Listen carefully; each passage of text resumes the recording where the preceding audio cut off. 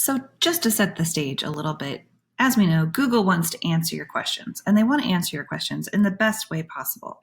So, what they're looking for is results that match, obviously, what's put in that little search bar. I'm going to show you an example of catering in Tucson.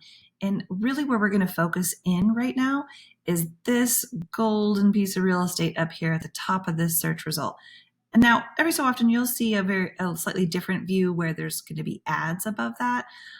There's not any ads present on this search, but what you'll notice is this area right here has a map and it has these 3 listings, which we call the 3-pack. So why is Google putting this really great information up at the top of the page? Because these 3 listings are actually what's called Google My Business listings. So Google has created a listing or a profile. Well, this has photos. It's got all kinds of really great stuff. Let me just show you one here. It's got links to your website, directions. You can save these listings, addresses, hours, this awesome stuff right here, photos, which is really going to, get your mouth watering if you're looking for a caterer. It's got information about reviews. What are other people saying about you? What kind of a reputation do you have?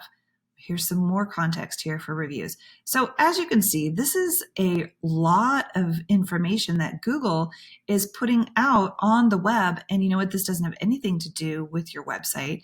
It doesn't have anything to do with a paid ad campaign that you're running. This is Google's own property, its own profile, its own way of showcasing business. And so I just want to make sure that you understand that's what we're really talking about. Here's how it shows up in a search engine and why it's so important, because as you can see, it's up here at the top. If you keep scrolling, you get to these, what we would call organic listings, and these go to your websites. So this has to do with web, it has to do with SEO or other campaigns that you might be running. But this area right up here is free. It is something that's very important, and it is something that will absolutely revolutionize the amount of phone calls that you get and how clients are reaching out to you. As you can see, I searched for catering Tucson, and all of these search results right here have this little word next to them called catering, catering, catering. So that means that each of these businesses has selected catering as their primary category. Now, this is key. You're going to need to make a decision about what your primary category for your Google My Business property is going to be. There are, as of 2020, 3,942 different categories that you can select from. As you can see right here, this business, they have their primary category is restaurant. So they obviously offer foods in person at a restaurant as well as offering catering. But if you want to compete in your industry, you're going to want to find the most specific and primary category to your business. So in this example, we're looking at catering. You can have up to 10 categories for your business. So this is, as I mentioned up here, this business that has qualified themselves as a restaurant very likely also has a secondary or third or fourth category listed as catering as well.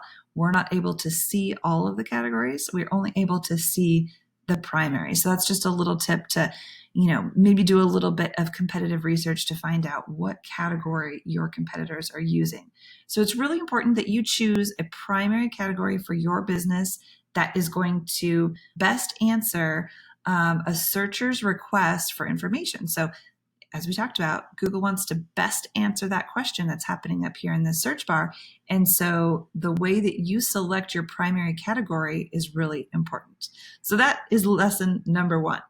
What I want to do is take you over to a actual Google My Business profile. So I've logged in. Now you're going to need to log in to your profile at this URL up here, business.google.com. You're going to need to have your email address connected to your business. So if someone manages your profile for you, make sure that you get added in there or you claim your business listing if you have not done so already.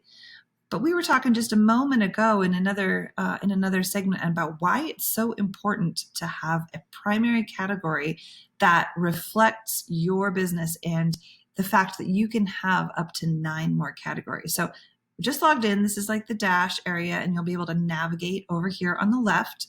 So we're at the home. I'm going to scroll down here just a little bit, and we're going to go to services.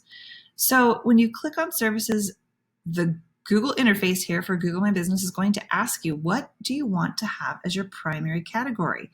Now, if you were to, I'm not going to edit this right now, but if you wanted to edit it, you would click that little icon, and you're going to want to select the number one and most specific type of work or product or service that you offer. This, as you can see, has a secondary category, which is going to be party planner. The choice that you make here is really a critical thing.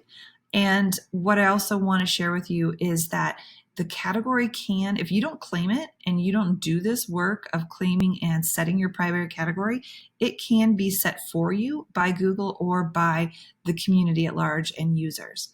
And so it's really important that you pay attention to this, because this can impact whether or not you show up in a search looking for catering, or whether you don't, whether you have any chance at all at making it to this top portion of the real estate here in search results. So if you take nothing else away from this video, I want you to make sure that you have claimed your Google My Business profile and that you have properly set this primary category.